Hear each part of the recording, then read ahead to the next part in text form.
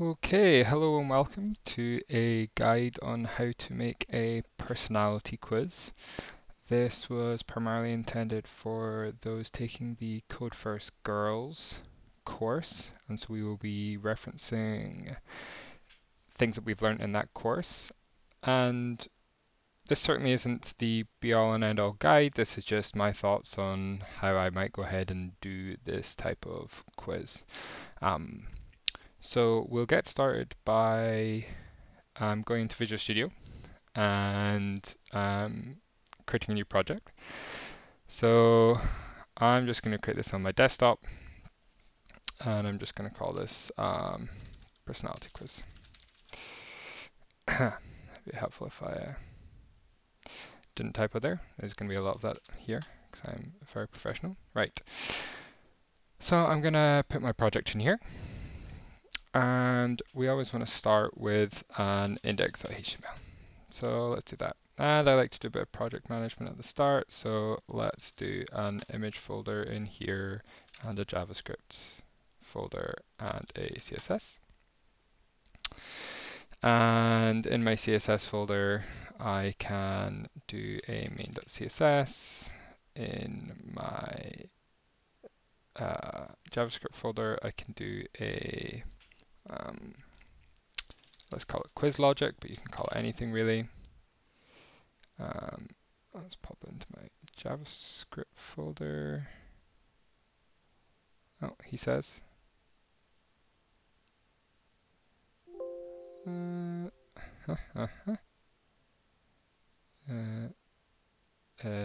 what's he done here? There we go. So you've got a CSS folder, an image folder with nothing in it, a JavaScript folder. No idea how I did that. And then an empty index. So we'll start by making a our HTML page, which should be nice and simple. I'll start by, let's give it a language, and we're going to do this in English. And I'm going to have a head, and I'm going to have a body. Now, the head, this is where we're going to put all of our metadata, and our titles, and our script linking, etc. This never appears on the page. This is something that we have briefly touched in the class, but I'm going to give it a char set or a character set. This is just telling browser what characters I'm going to use on this page. It's sometimes useful to give your page a description. This can be both for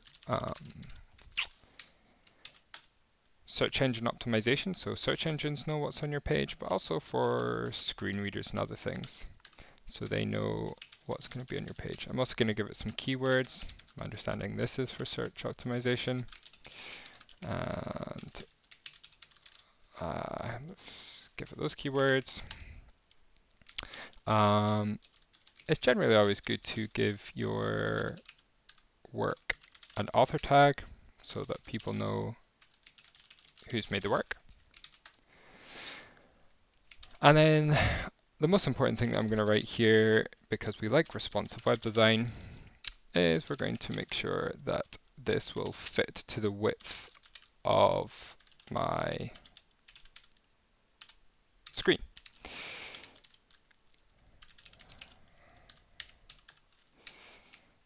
That should be us. So this is saying whatever viewport the viewport it should be, i.e. what I'm looking on, it should be, the content should fit, the width should be the size of the device, and it's initially scaled to 1:1. Basically, fit what's on my page to the size of my screen, which should make sense. And I'm going to make a title. Let's just call it personality quiz. And I'm going to link my JavaScript. This is I put it in a JavaScript folder and I've called it quiz logic. Is that what I called it? Yep, quiz logic. And that should be me. And I'll link my CSS as well. Hey, lots of typos today. Fab. So that should be our head. We've linked our CSS, we've linked our JavaScript, we've given it a title, and we've given it some metadata, all of which isn't technically necessary, but probably highly advised. If I were to open this up, remember we can always just copy path here. If I open this up in my favorite browser, there's nothing on the page, although we have a personality quiz. Fine. So we're going to give it some actual content now. I always like to start my pages with headers and footers because I like headers and footers. So I'm going to make a header, and I'm going to give this class a name page header. And I hope you'll realize why in a sec why I've not just called it something like page header. And that's because, yeah, well, you'll see in a wee sec. And then I'm going to give my page a header, and I'm just going to call it personality quiz. I'm also going to give my page a footer. I'm going to give this class name, and I'm going to call this page footer. And again, you'll notice I'm keeping these both the same page, and then have a different header footer. And I don't actually have anything I want to put in the footer for now. So if we were to go look at our page, great, we have a header here. But you can't actually see the header and footer. So again, this is just personal preference and how I like to make up my web pages. A lot of headers and footers span the whole page. So I'm going to do that. So I'm going to do dot page to reference my page here. If I wanted to do page footer, I could do that. But I want everything that I'm writing now to apply to both the header and the footer, so I do just dot page, the first part of this. And that's why I've separated them into page space footer and page space header. So I want to make sure this is just personal preference. I'm going to put my headers and footers to about 15% of the view height. This is preferable to writing the certain number of pixels, because different devices will have different number of pixels, so that will be wildly different. Whereas doing something like that is saying I want it to be 15% of the height of the screen. So if it's on an iPhone, 15% of an iPhone screen. If it's on a desktop, it's going to be 15% of a desktop height. And I'm going to give my headers and footers a color. Let's do pink. Sure. I'm not sure if I like that pink. Let's try that pink. So now we have headers and footers. Now there's nothing in between, so they're just on top of each other. So let's just give myself a main, and let's just put in a paragraph there for now saying hello, so that you can see the distinction. So there we go. We have a header and a footer, top of the page, bottom of the page. Now notice there's margins around the outside. That is because every page automatically has margins. These days we don't actually like that on our pages. We like to get rid of these. So I'm going to get rid of them. The way we would do this is by going to our body, and I'm going to say that the margin for all sides is 0. And if we head back, our margins are almost 0. Oh yes, I know why this is. Yes. If we're ever wondering why we've still got gaps somewhere, remember you can go in Chrome, you can go to your developers tools. I use Control-Shift-I. You can also do things like inspect or the 3 dots up here, and where do they go? See, I never do this way. More tools and developers tools. And we can use this here to inspect what's on the page. And so if I'm trying to find what this gap is up at the top, I can actually see it's my heading 1. And that's because it's got some margins of its own that's giving it this space up at the top, I think. Yeah, that's what's going on. So my header, you can see the margins are 0, so that's not what's causing the bit up at the top. And I can see that, sure, my page has something up at the top. So it's this header here. You could also put a border around everything if you really wanted to, and that's a good way of finding out where things are. So I could put border, and let's make it 1 pixel wide, solid, and black. And now that I've put the border on, I'm constricting this, and so it's now no longer actually going all the way up to the top. But it's my header. Anyway, it doesn't matter when we move our header in a second, that will be fixed. So I'm also going to give this a font because I don't like the default font, and I always think it's funny to use cursive, especially for something like a personality quiz. It kind of looks like Comic Sans. I think it might be Comic Sans, I'm not sure. I think it looks funny. I would definitely never use this font in a professional setting. But for now, let's do cursive. So I want everything in my header and footers to be centered. I don't like things off to the side here. There's a couple of different ways that we could do this. I'm just going to use flex, and I'm going to justify my content to be center, although this might not work. Yeah, it did work. There you go. And I also want to align things center as well. So justify content is what makes it go central this way. So it goes central horizontally. Align items is what makes it go horizontally, centered vertically. So when I refresh this page, you'll see it's now centered vertically. So this is now centered exactly both horizontally and vertically in my header there.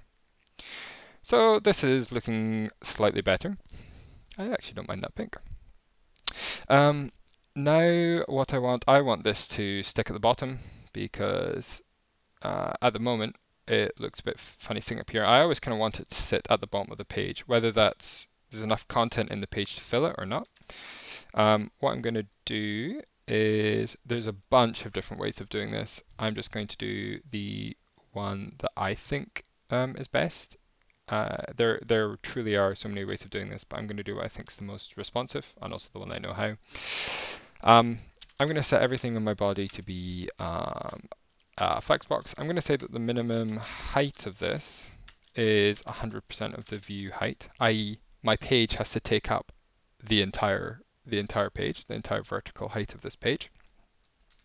And I'm also going to set everything on this page initially to display in a column. That's fine for now. So in theory, this is going to display everything in 100% height of the page. But it does that, and then everything kind of shrinks down. So what I'm going to do is I'm going to make everything in this middle bit here, this is my main content, grow to take up any excess space on this page. And we do that by using a property called flex or flex grow. And we set it to flex. I'm also going to need to tell it is using flex. And here we go. Our footer is now sticking at the bottom of the page. Now, if I were to give this page a lot of content, let's do that very quickly. That's not going to work. If I were to give this page a lot of content, later on you'll see that footer will still stay at the bottom without it being kind of stuck at this exact location on my screen. And that's the way we preferably want it. So we have a page here, it has a header and footer, everything's centered, this is sticking at the bottom, fine. Good to go to start adding some content to this page. So where have we gone? Here we go. So we don't want a paragraph there. Let's just throw in our form. I'm not going to go through the entirety of how to set this up because otherwise I'd be doing your project for you. But I am going to throw in a form and show you two examples of questions that you might want to have, and question cells that you might want to have. So I'm going to make a form and I'm going to give it a class quiz form, and I'm going to give an ID as well as the main quiz. I do this because, hey, we might want to have multiple forms on here, or maybe potentially multiple quizzes on the same page. So it's useful to have an identifier and a class. Realistically, we probably could just keep to one or the other. But this is my form. Now, let's put a question in here. I'm going to put every question in its own div. This is useful for formatting style later, doing some CSS. So applying certain CSS to each question. I'm going to start by using radio buttons. So you'll hopefully recognize a radio button. And I'm going to make this about dogs, because who doesn't love dogs?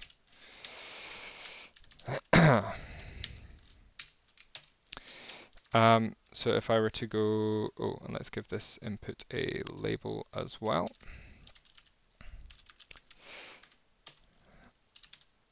So the way labels and radio buttons work, let's give it a line break as well, is you say the type of input this is. I say it's a radio button. I'm giving a unique identifier. In this case, it's going to be called hate, but it might be something more meaningful like question 1, option 1, or something like that. This ID here is what corresponds to this label here. So this label, you're saying, I am tying this label to a singular input. And so you use the ID because that's a unique identifier. These labels are used for screen readers, so it knows that I hate dogs is tied to this radio button here. So it's kind of important to pair these up for accessibility. Name, this is going to be generic across the whole question, and I'm giving it this just as value 1. And I'm going to repeat this 3 more times. I'm going to give them different values. They're all the question dog. This is the question name. And I'm just going to change these. And let's say I hate dogs, I mad dogs, I like dogs, or I love dogs. And if you are going to be copying and pasting, just remember to check thoroughly that you're changing everything you need to change. So this label should be for meh, and this one for like, and this one for love. So we can see here that I now have I hate dogs, I mad dogs, I like dogs, I love dogs. Great. Let's go back here. Oh, do you know what I should do? I am going to bring something up, if you just bear with me a second.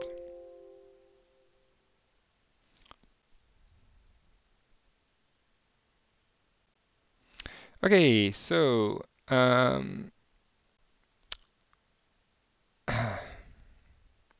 mentioned at the start, there's a couple different ways that you're going to want to do your quiz, right? Now, I should have prefaced this at the start. Doing your quiz and putting all of your program logic in JavaScript, like we're about to do, will make everything exposed.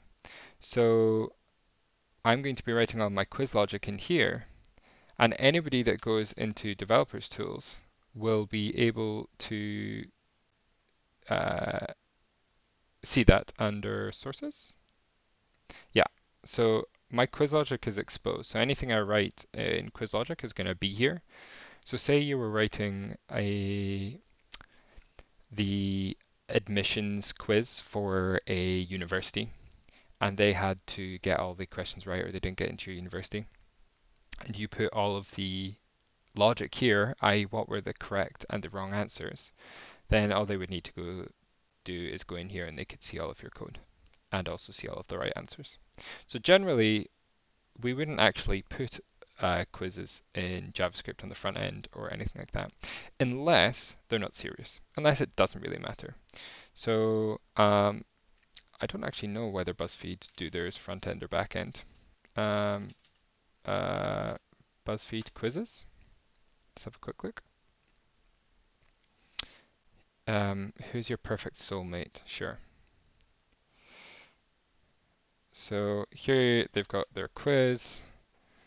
Let's have a wee look. I wonder if it is all... so they have this hidden. It seems like. Maybe it's in here somewhere. It might be. I don't know. But yeah, generally we wouldn't be putting our logic on the front end. We would put in the back end for security reasons. However, that's what we're going to do for now. That's just what we're going to do. Now, there are a couple different styles of quiz that we can have. And these are just the ones that I've kind of considered. There are lots of types. We want to think about how we're going to grade this. So say I'm making this quiz here, which is determining how much you love dogs. I could do it in a simple way, which is every question is worth 1, 2, 3, or 4 points, or some value, 1, 5, 10, 15, however you want to grade this, where if they give you an answer which you consider good, i.e. they love dogs, they get more points, and if they don't like dogs, they get less points. And then at the end, you total up the number of points that they have, and then if they have between 0 and 10 points, they hate dogs. If they have between 10 and 20 points, they're a dog meher. They don't mind dogs, but they don't really like them either. And do it in that kind of bracket style. And if you get over a certain number, then you must love dogs. For example, how nerdy are you? Ask a series of nerdy questions, add up the total of nerdy answers, and see where the bracket falls into. Now, this is very easy to implement. However, it's often quite hard. If this quiz here is how much do you like dogs? These questions are fairly transparent, and so you can kind of play the system. You can play the quiz because you can just answer because you know what they're going to give off, right?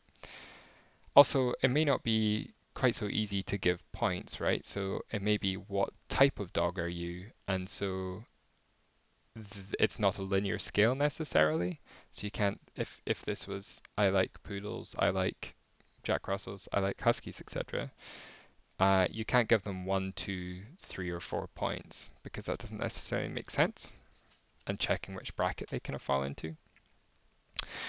So I wouldn't say a simple linear scale is the best way of doing it, unless your quiz works in that kind of fashion.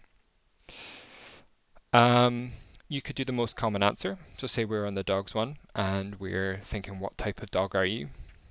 Or in fact, let's do the Harry Potter example. So what Harry Potter house are you? Do you like snakes, ravens, lions, or badgers?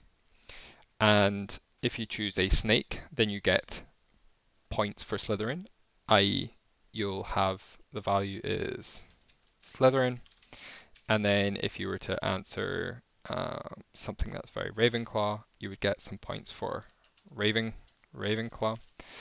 And then at the end, you would tot up how many times they gave a Ravenclaw answer or how many times they gave a Slytherin answer. And whichever one has the most.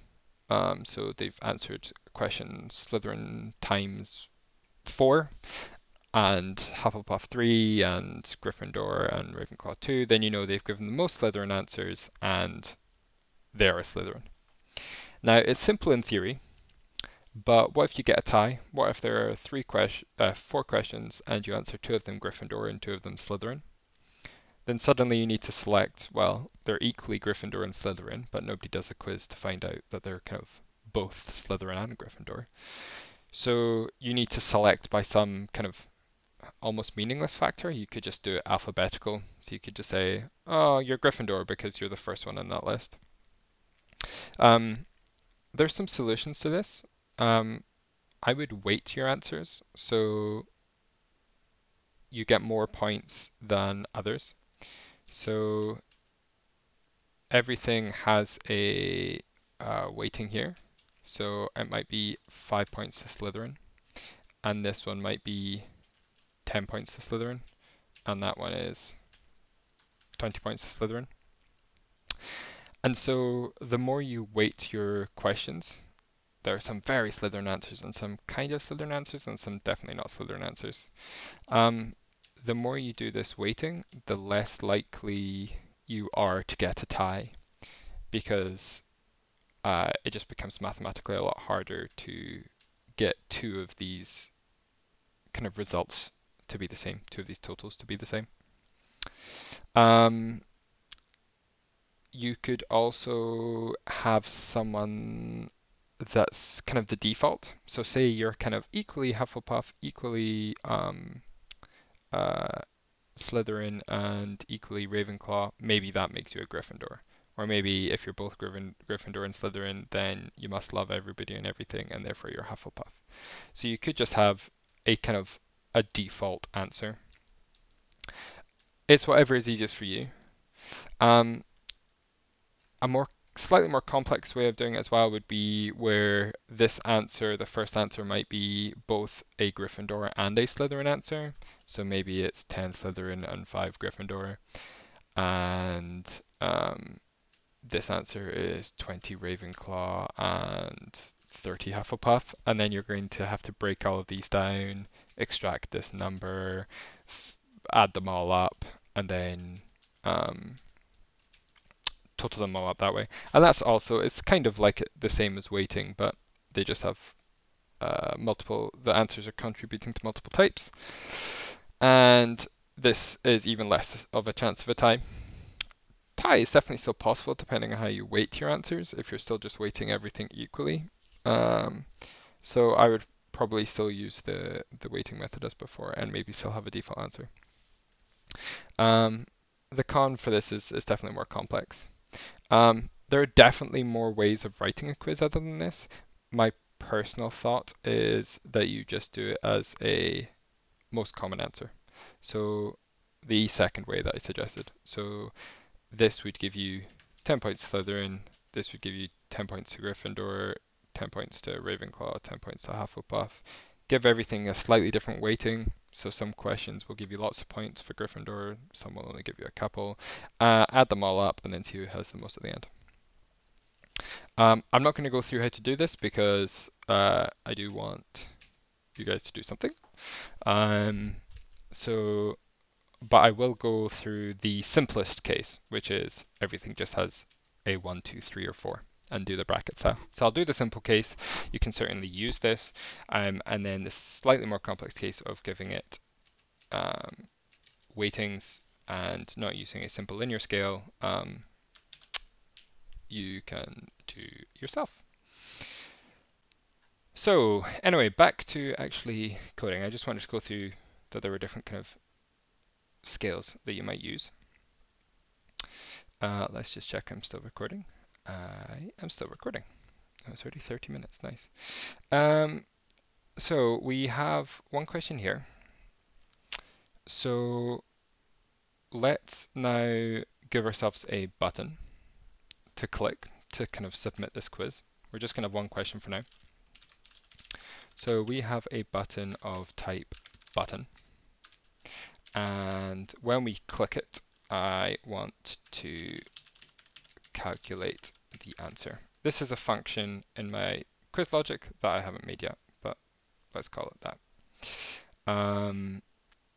And let's call it submit quiz. So now I have a submit quiz button. Now, if you just put a regular button and didn't put this type here, or you used an input of type submit, what's going to happen if we go back is that you have a submit button, great, but that's actually going to what's called post or get, it's by default get, this page, which is what you'll see here. It's actually refreshing this page, and that's because forms often you want it to send data somewhere or get data and do a thing. Now we're not actually going to want to do this in this case. So the easy way is not to use an input of type submit, and also make sure you put this type button. Otherwise, this is by default submit. So we're just going to say a button and say I explicitly want to do this thing, which is calculate answer. Now, just because it bothers me, I'm going to put everything centered. So let's go back into our CSS, and I'm going to say my quiz form. Let's display everything in flex, put everything in a column, and align items centrally. Which hasn't quite worked because oh yeah, that's because I need to do align items center. And I still want to flex direction. Do I need to do this? Maybe I don't. Okay, that's almost there. Yeah. There we go. I'm going to give some space around my main. I want everything main being this white section here. I'm going to give it some padding. So let's just give it some padding of 2 EM. EM and REM are our responsive units of measurement. This refers to font size, I believe. But basically it's better than putting pixels again. So here we go. I've given it some padding up at the top here, and I'm going to give my questions some padding as well. So, in fact, not padding, I should say it's a margin this time, and I'm just going to put a margin at the bottom because I already have some padding up at the top from main. So there we go, it's slightly more spread out. Fine, great. So let's go to our quiz logic. We want to have a function called calculate answer. That's what we've called it before. And the first thing we want to do is get all of our radio buttons on the page. So we're going to do this by accessing the DOM. And we just covered that yesterday in our class. So we get elements by class name. And we're going to get everything that's in this quiz. We're going to get all of the radio buttons in one. There's loads of different ways that you could do this, but this is how I'm going to show you to do it. Now, if you remember, if I do simply just do this, and I print this to the console, then let's go to console. And remember, this is only running when I click the button. So I click the button here, and I see this. This is these are all of my objects which have the class name quiz form. And it is only of length 1. There is only one thing, and that is my main quiz. If I had multiple elements with the class name quiz form, then it's this array here. So I know I want to access the first thing in there, the only thing in there. Now if I print this out, well, in fact, let's not do that for now. do, do, do. In here, you'll have everything about this quiz. So you have the different elements here, the children, data set, etc., etc. Now there's a specific in here thing we want in here, which is just the elements itself, because I don't want all these other things as well. So I'm just going to go, I want the elements. And here I now have got from the DOM my various inputs and also my button. Great. Here we go. So I have my elements, that's great. But I have everything that's on the page. I have the button, everything that's on the form, everything that is ticked, everything that's not ticked, and also my button. So I'm going to want to go through everything that's in my list here of elements and filter out the things which are not radio buttons and also the things which aren't checked. So I'm going to use a for loop. If you remember, this is the format for a for loop. I make a variable. I say if it's less than the length of my list. So I want it to go through the entire list. So I'm going to say form elements.length. Now arrays generally have a property. Let me finish writing this. Arrays generally have a property called .length, but equally if I go here, you'll notice, yeah, we've got a property called length. So I want it to go through 5 times, 1, 2, 3, 4, 5, great. And I want to check and see if it's a radio button. So I'm going to write if the form elements I, so that's checking 0 first time, 1 the second, 2, 3, 4. And I want to check the type.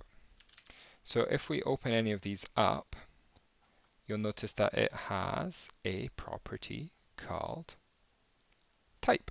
And it says this is a radio button. Great.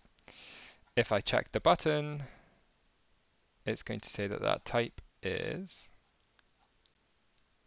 button. So back here, we have literally given it a type. So that's how it knows that, that's why it has a type property. So I'm going to say if that type is equal to radio, then that's good. And say, let's take the value of that. So let's make a total. And I would always advise setting it to 0 to start with here, because if you don't and you run this quiz multiple times, that total will continue kind of getting higher and higher. So I'm saying if it's radio, then I want to take the total and I want to add the value of that radio button. Now, a couple problems if we do this, and let's just print out the total here. So you'll notice it says 0, 1, 2, 3, 4. The first reason it's doing this is because the value is actually being stored as a string. So what we probably want to do is change that to an integer. Or if for whatever, if we're using things like 10 Ravenclaw and 50 Slytherin, then what you might want to do, so I'll change this back to string just to show you, is parse this to an int. So say, oh, I know you've got a string there, but can you change this to an integer for me?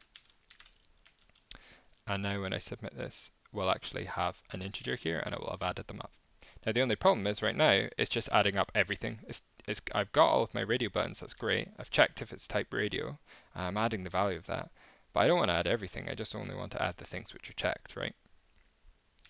So if we go and add form elements again. Oh, silly me, console.log, form elements. If I look in here, you'll notice as well as having a value, it has a checked property. So what I can say is I want it to be a radio button, but I also want it to be, so and it also has to be a checked. And this is going to say only add to the total the things which are actually checked here, right? I started my cut slide. And now you'll see we get the value from our checkboxes. Now if I had lots of checkboxes, it would add up the value of everything that's checked. So in one regard, that's as done. Now quick thing you could do if you wanted, you'll notice that I've got form elements I.type, form elements I, form elements. You could say the current element is equal to form element I, and then change this to just current element, and that will kind of get rid of some of the complexity. But honestly, I don't think this has too much complexity for now. It's a useful thing to bear in mind that you may want temporary variables just to simplify our wording. But in this instance, all we're really adding is this bit here. So it's not really too much repetition, and it's not really much more complex. So I am satisfied with that for now. Now, okay, so we have totaled up our value. Now let's look at what we would do with the result. Now, there's lots of different ways of doing this. I'm going to start with a bad way, and then we'll get to a good way. So we're going to say we're going to want to create something on our page. So we're going to want to create a result, because currently there isn't anything there. So let's say our result is document.createElement. Help if I spell that right. And we're just going to call it result. And we'll put in an if statement that checks and says if the total is equal to 4, let's start at 1 I suppose,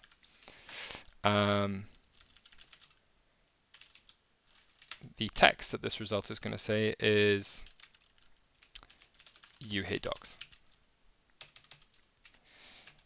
I mean, who hate dogs? And you could say else if the total is equal to 2, then let's just say, obviously this is a very simplified quiz and the questions suck because it's quite obvious that you meant dogs because you just answered that. And you would go on with the other two. And now we have a couple different things we can do. I'm just going to say document.body.appendChild, but we're going to change this in a sec because that's bad. And we're going to add the result. So we've made a new element for the page. We've set what that text is depending on their total, on the total from the quiz, and then we're going to add it to the page. Oh yes, I didn't do things. So you'll see here, it works. It's adding something to the page. I've only done the first two. Let's quickly do the others. Let's actually just copy. You like dogs. We don't need a ... anymore because we're not so shocked about it. And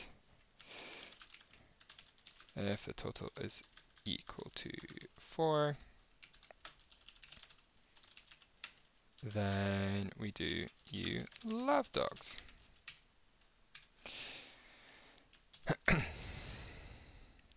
So I hate dogs and you hate dogs. But you'll notice all we've said here is we want to append it to the bottom of the body, which is all we've done in class. But actually, I don't want to add it to the bottom of the body because that's below my footer. I kind of want to add it here, right? Kind of after my quiz. So the way you would do that is find out where you want it first. So get elements by ID, or get element by ID. And I've decided I want to add it after my form here. So I have an ID here, main quiz. And I'm going to get that, and then once I've got that, I'm going to append a child. And this way, it's going to add it to the bottom of the form this time. Now you'll notice here, the problem with creating something new every time is that I'm not getting rid of the old one. So you could go, there's loads of ways you could do this. You could go in and set the old result to be nothing. So set the inner text to be nothing. You could try and check and see if there is a result, if this already exists on the page, and if it does, only then do you change it. And if there isn't something, then you would append a new one and create a new one. In this instance, this isn't something I always advise, but in this instance, you know you're always going to want a result on this page. So what I would do is actually just have one sitting and ready waiting on your page. And it's got nothing in it to start, there's no result. Instead of creating a new one, we are going to simply get it. So we're going to get this empty thing, and then we're going to change it. Oh, I've done something wrong. Yes, I've given it an ID, not a class. Sorry, a class, not an ID. Here we go. So now when I change it, it is simply going to change that existing element there instead of creating a new one. So this is good. You mad dogs, I hate dogs. Cookies, doesn't like cookies from my antivirus. Good to know. So this is starting to look good. You would just, for a very simple quiz, you would just take this exact logic that we have here and do it for every question, actually get some real questions, find out what your brackets are going to be, and there we go, that's you done it. Now, one thing that I want to discuss, it's not something we've discussed in class, but when you start having lots of brackets like this, and lots of if else, if else, if else, this actually becomes pretty hard to read. Bear in mind, if you're doing brackets, you're probably going to want something like if the total is greater than 10, and the total is less than 20. So you're going to want something like that. It won't just be equal to. You may want to consider what's called a switch statement. And this is slightly more efficient and slightly more readable in my opinion.